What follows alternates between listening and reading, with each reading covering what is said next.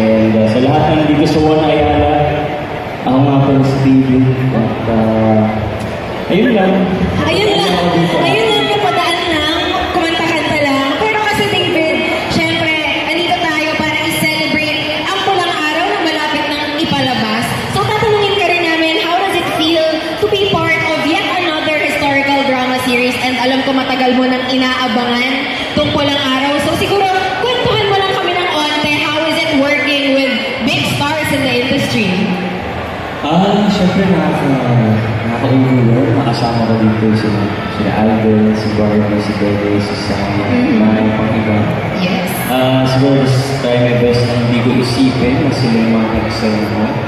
And I stick to the script na napakaganda. And ayun, super happy na parte ako na itong pulang araw dahil alam ko naman na maraming malutulong yung mga manunod nito. At this will serve as an inspiration for them also. Tama. So, di ba dito parang nagkaroon ka na ng experience working with, of course, si Barbie. Sino dito siguro from the five of you yung pinaka hindi mo masyado nakakasama? And how is it working with him? I think this is the first time working with si Alden. Oh, okay. So, kamusta naman yung experience working with Alden?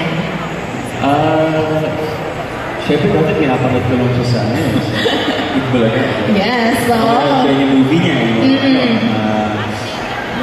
Nasa Hong Kong sila. Oo, yes, oo. Pinanood ko yung beses. Kaya nakakatuwa na kayo siya.